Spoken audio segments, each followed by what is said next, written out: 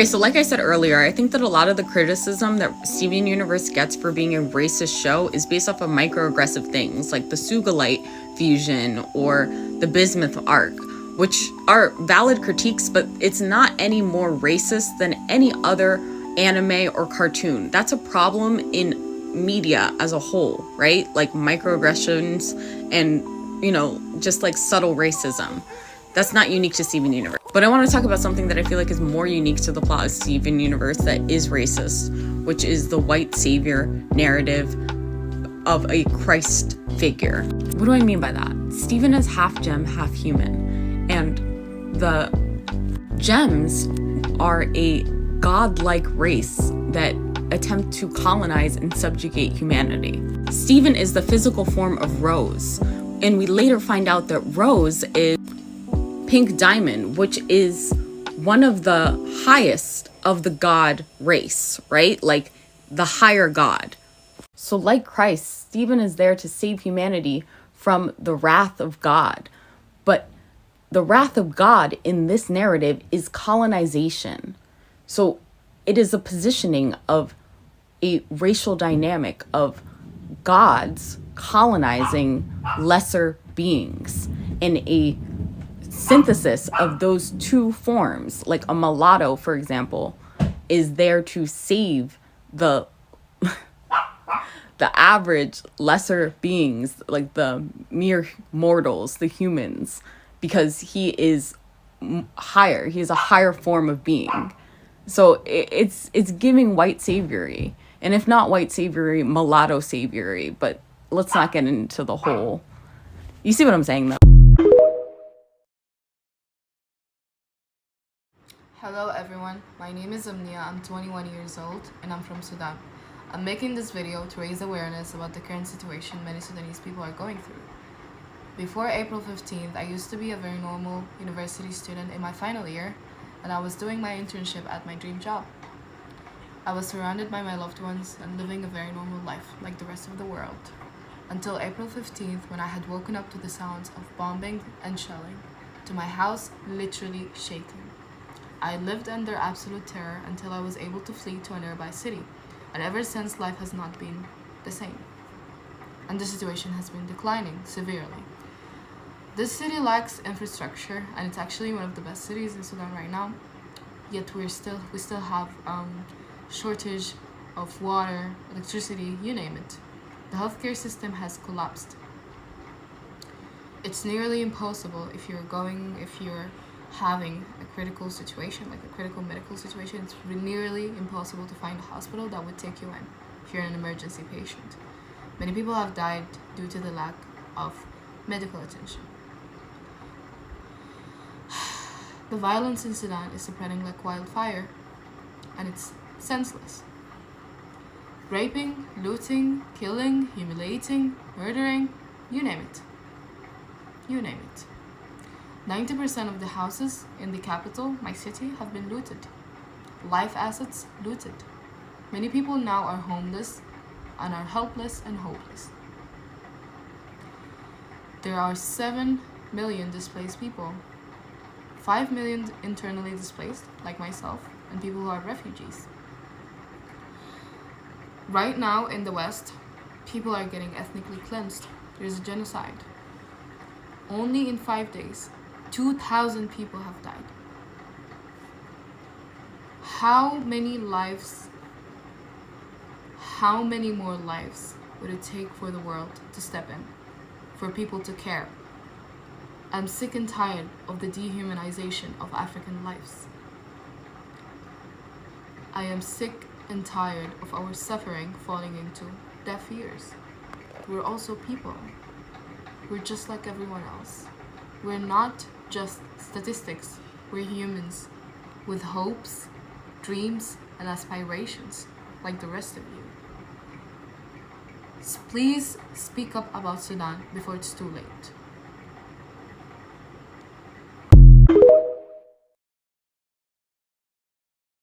For anyone who's just tuning into Palestine, there's something you should know about us. We have already survived genocide in 1948. We are surviving genocide today. We have been surviving genocide for over 75 years. We are surviving dehumanization. We are surviving misinformation campaigns. So the question isn't whether or not Palestinians will survive this, or whether or not we will be liberated, because we will.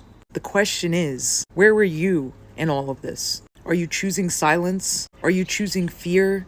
No matter what you're afraid of, we will never know the fear of Palestinians living in Palestine. The horrific realities of every single woman, man, marginalized gender, child that has survived, is surviving the ongoing multi-billion-dollar brutalization, which in the words of the oppressor is an ethnic cleansing project. Palestinians, we got this, okay? And if you want to support us, it's all or nothing. And if you don't want to support us, that's on your conscience. No matter what happens, we are doing this for justice. And we didn't create the us versus them. They did. But now it is us versus them. If the truth isn't clear to you today, it will be. And you'll be the one suffering the most in the end, when you finally realize what you are supporting. Palestinians are agents of our own liberation. We don't need your pity. We don't need anybody telling us what to do, especially the people on the ground today. Unequivocal solidarity. That is the call to action. Oh my god, look, the first pride flags were waved in Gaza. Now that I have your attention, let's talk about the detriment of pinkwashing to the queer community. As a content creator whose content focuses largely around trans joy as a form of liberation and queer liberation overall, this is not a win for the community. And before the queers who have been brainwashed by Israel come at my throat and ask me what my qualifications to speak on this are, not only have I educated people and directed people to mobilize against systems that are oppressing queer people in my country, but I have raised millions of dollars for my community. So if your qualifications include going to a pride parade, maybe set this one out. This is nothing but virtue signaling from a country that won't even let you get married as a queer person in it. And the message that it sends to the world is that we as a community are allowed to benefit from genocide. It took 11,000 people being killed, 10% of which are likely queer, for them to wave that flag. This is not a win. This is a government committing atrocities and using our struggles globally to justify their actions. And they are banking on ignorant queer people watching them wave pride flags in Gaza. Because when queer people equate the actions of the Israeli government to queer liberation, they know that you will not question the genocide of innocent people. All because you got a pride flag.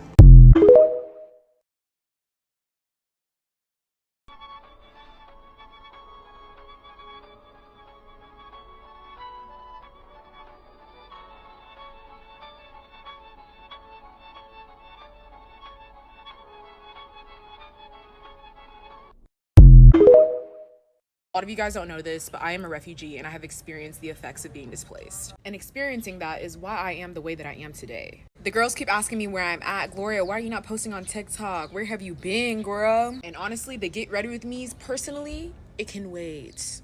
I do not have it in me to get on the internet and post a little get ready with me when there are literally innocent children dying. When there are women and children getting assaulted and killed in Sudan and Congo left and right. Over the next few weeks, you guys are going to see a few ads and campaigns that I already committed to a few months prior that I do have to honor because of contractual agreements. However, in my bio and also on my Instagram, I've been sharing incredible resources and not only just donation links, but also education links where you can learn about what is actually happening in Palestine, Sudan, Congo, and all the other silent genocides in the world. In addition to resources that amplify the voices of the Palestinians and the Sudanese.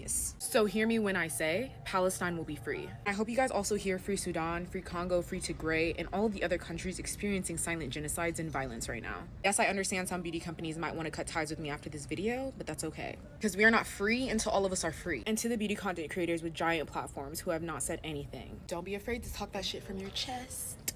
I understand that it's always going to be scary to speak up, but you have to do it. Especially now because there are innocent people dying. Istanbul, even old New York was once New Amsterdam. Why they changed it, I can't say. People just liked it better that way. So take me back to Constantinople. No, you can't go back to Constantinople.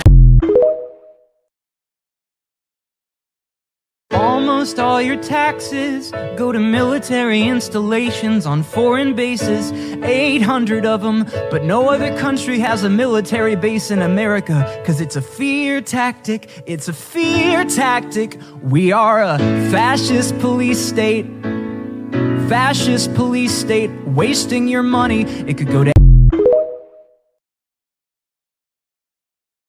When you are a country built on genocide, US, Australia, Canada, realizing what's happening in Palestine means acknowledging the history of your country. This is exactly right, and the hardest hurdle and obstacle for people to overcome in order to try and create a future that is more empathetic than the past. People who are in positions of privilege and have gotten there by unequal and extremely exploitative means, unless they have experienced some kind of like comparable trauma or they have received an education that has given them an alternative perspective, they will assume that anyone who is trying to advocate for their position, even though they are marginalized, that is a threat to their power, because their worldview is structured around the requirement of other people to lose in order for them to win. It's like being called out for racism is worse than experiencing racism, or being called a colonizer is worse than being a victim of violent colonization that has generational impacts. I started reading this book on Palestine by Noam Chomsky and Ilan Pappé. I apologize for any mispronunciation. I've only read a small part of it, but I'm just going to share part of what I've read that directly reflects this comment. When Noam Chomsky is asked about whether Zionism is a settler colonial movement, he responds, "The Jewish settlement in Israel was certainly a settler colonial movement. When you talk about what Zionism was, it depends on how wide you want to spread it. The movement that developed, yes, it is a settler colonial society. Like the US, Australia, the Anglosphere, Israel is one of them. It's not a small point. If you take a look at the international support for Israel policies, it's of course primarily the USA, but secondarily it's the Anglosphere, Australia, Canada. I suspect that there is a kind of intuitive feeling on the part of the population. Look, we did it. It must be right. So they are doing it. So it must be right. The settler colonial societies have a different kind of mentality. We did exterminate or expel the indigenous population, so there has to be something justified about it. Superior civilization or other ideas." Was it deranged and out of pocket? Maybe. But was it real as fuck? Abso-fucking-lutely.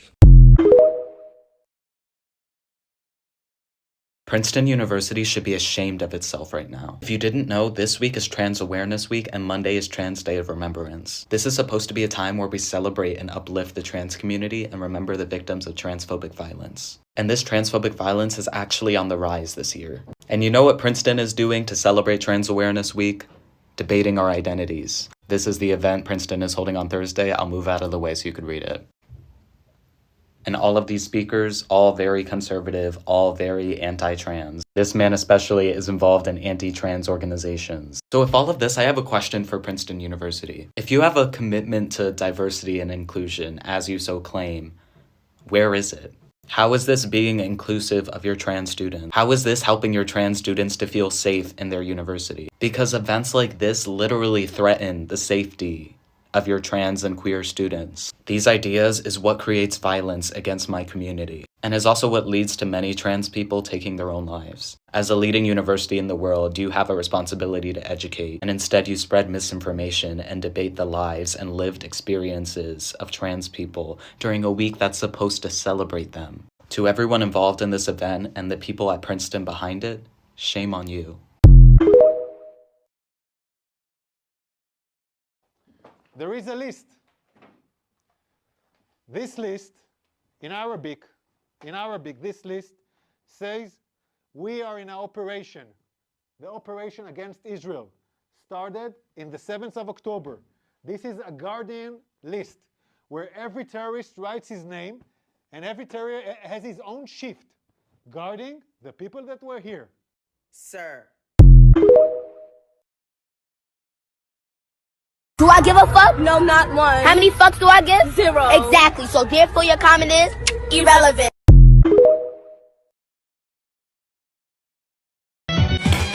على عهدي على ديني على أرض تلاقيني أنا لأهلي أنا فديهم أنا دمي فلسطيني فلسطيني فلسطيني أنا دمي فلسطيني.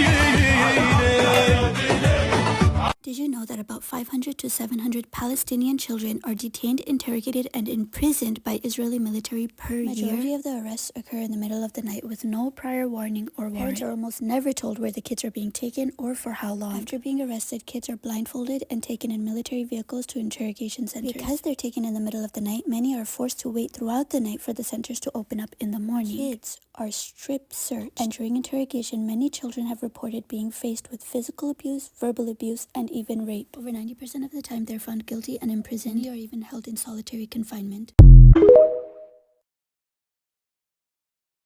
Am I good at screaming? I think I am good at screaming. I can scream for you. This is a Huda Beauty household, because we don't support genocide here. You may recall that I tried out this black lipstick. What I did not try on camera was this. This is a blush, but it's like a stem blush because when you put it on, it's like clear, and then when you put it on, it like turns pink. I understand that products like this have been around forever. I just have never personally had any, so I want to try it out. Oh, it's like a pretty natural little flush. Ooh, it gives you that nice little achoo vibe, you know? Well, that's fun. I'm a big fan.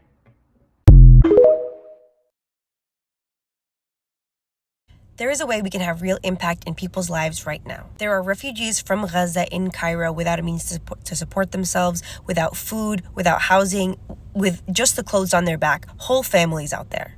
I was put in contact with a community organizer that's trying to take care of these families. The embassy in Cairo cannot take care of these families directly, but when they find the families, they're putting them in contact with small organizations on the ground to see if they could do anything. Initially, I was put in contact with this community organizer. She's half Palestinian, half Egyptian, because there was a family with 8 children. The father is disabled, and they just didn't know what to do with themselves. And I was going to try to send some money in support. Thankfully, by the time I got on the phone with the organizer, they had found somebody to support this family financially in the long term until they can take care of themselves. So there's someone who's going to send this family with 8 kids, a monthly stipend to, housing, food, buy mattresses since they're sleeping on the floor, etc. But this community organizer has been flooded with cases for the past 24 hours. She's been handing out money and aid to people in hospitals who's been transferred to hospitals in Cairo, as well as families who found themselves in Cairo with nowhere to go. She said the best way to provide direct support is to pick a family, pick a situation, and provide them support in the long term. Not just a big chunk of change up front, but to pledge to them a certain amount each month so they take care of their children and their families. So this is what I'm doing. The next time she's contacted with a case, she's gonna call me on WhatsApp and give me all the information so I can tell you guys about it. Then we're gonna see what that family needs, how much money it's gonna take to support this family in the long term, to provide them long-term support, and we're gonna allocate them a certain amount per month. Then she's gonna send me photos of the family, photos of the care packages, photos of receipts, photos of everything that they end up buying, so I can share it with you guys so you can know where the money is going. I can still send donations to big organizations like ANERA, and I probably still will, but what are they going to do with the money right now? They can't do anything with the money right now. They were just going to hold it until maybe they could help people in the future. But having an impact right now is just so much more meaningful, and I really want to do this with some of the money, and I will. So as soon as she contacts me with the next case that she has in her lap, then I'll keep you updated.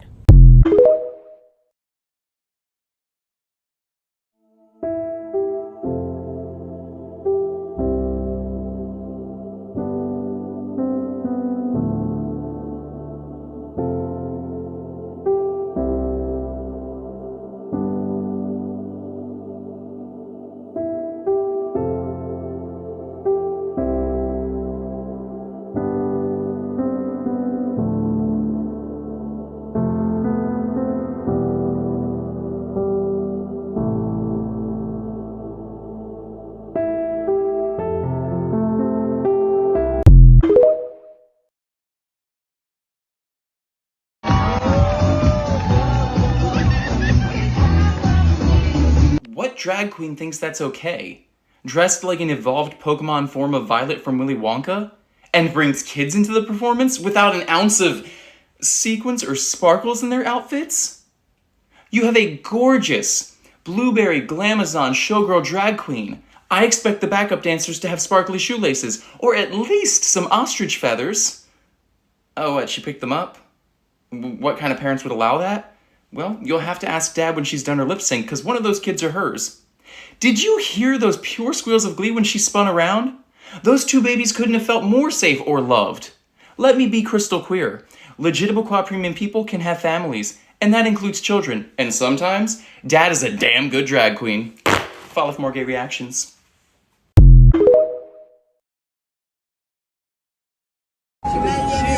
شمال يمين قسم إسرائيل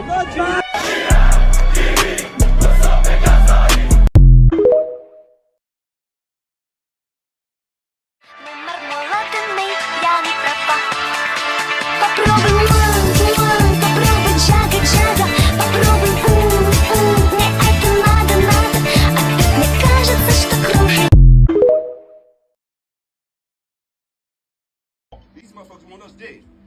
And all we gonna do is be cute and look like we're going to a goddamn striptease party? Shit, no. It's time to show up and shine like the stars we are, right? Because I do believe in killing the messenger. You know why? Because it sends a message. I actually do cuss a little. Do you? Also, yeah. What's your favorite curse word? Probably.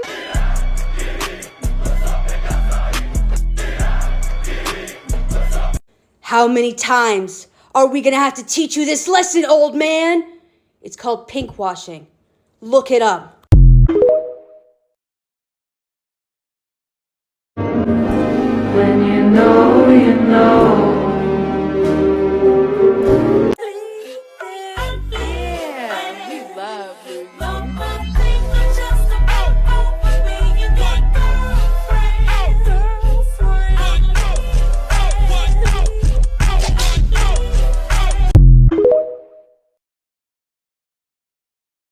I'm Palestinian, and I'm here to remind you all that we need to do everything we can to stop the barbaric terrorists that are killing and beheading babies in cages, killing the elderly, committing gender violence, using civilian facilities as military bases, targeting civilians in their military operations, and torturing thousands of people who are being held hostage, just to name a few.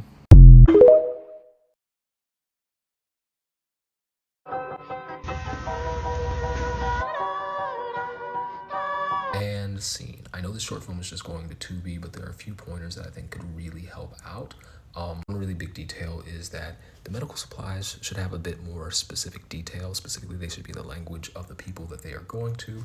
And it is bizarre that your film has no establishing shots of the hospital or the people in the hospital who work there being handed the medical supplies. Also a bit confusing that no company labels exist anywhere. If you are sort of struggling to find something, you can just do like the Humanitarian Cross, the Red Cross, something like that. It'll get the point across without people asking too many questions. Having soldiers walk around a truck with boxes that say medical supplies, handing them off to no one, it could work as an establishing shot, but I think it kind of breaks the reality of the moment. Hey everyone, this is Bissam from Gaza, and I want to say that standing for Palestine is not standing against any religion. It's not standing against any people. It's not anti-Semitic. It's just standing for justice, for people's human rights that have been violated for decades, of course, but at least for the last 40 days, you've been seeing everything happening, and you have the right to say no to genocide, because basically it's against humanity. Our enemy are not the Christians, are not the Jews, or not any other else, because we've been killed in Gaza. Most churches, Christians and Muslims. It has nothing to deal with religions or with any people, with any race. It's just standing for justice, because kids, women, men, innocents, civilians, schools, hospitals, streets, cities, everything was destroyed, and they are preventing us from going back to our homes. They are invading Gaza, they are besieging Gaza, and you need to be against this, because it's against humanity. Just this.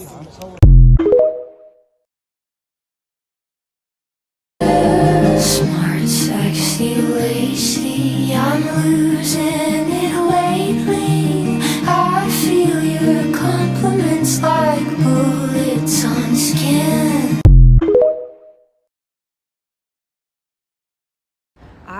fucking livid right now. So I'm gonna take a second to address the Muslim community that is allegedly standing up for all Palestinians, because you're not. At the last rally in Vancouver in the pouring rain, thousands of people were marching for Palestine. And a brave, queer Palestinian stood up and spoke to the crowd. And as this person was speaking, pouring out their heart, their soul, their pain, and their demands, tell me why the fuck I could visibly see Muslims in the crowd becoming uncomfortable and unhappy with the fact that a queer person was speaking. And tell me why the fuck I saw specific aunties going around asking volunteers why this person was speaking, and I think asking them to stop them from speaking. Let me make this very clear to you all. Freedom for Palestinians is freedom for all Palestinians. If you only stand for specific Palestinians, you do not stand for the liberation of Palestine. Queer Palestinians are being slaughtered at the same rate as the rest of the Palestinians in Gaza. So how dare you make this about one specific group? It's free all of Palestine. Kaz! Welcome to my office. What do you need? Papers, replicas of a priceless gem, lessons in smiling. It's pretty fine work if I do say so myself. Precisely the thing for defrauding a merchant. Apart from the fact that nobody comes out of the fold well, do you really think I'm going into an environment where I lose my best sense? Yeah, that's brave words for a man that could smother to death with his hat right now. I'm quite proud of the stitching, actually. Really sells the only surviving son of an obscure but obscenely wealthy family who simply cannot handle his finances since his death and it. If you're gonna change the plan, take the max down first. I've got them circling like vultures to take advantage of the poor boy. I escaped from the wandering hours when most of my blood were supposed to be, with papers and a uniform proclaiming I was a soldier on a diplomatic mission for our leader. Of course they're perfect. I operate 100% on these beauties, don't I? Shouldn't have made disparaging remarks about the death while I was so desperately in need of money. A hearing soldier, I might add, pretends I successfully kept up until we reached Kursk at the age of 14. And you think I can't manage one door guard? Lesson, pride comes before a fall, and why didn't you tell me their music-based passwords?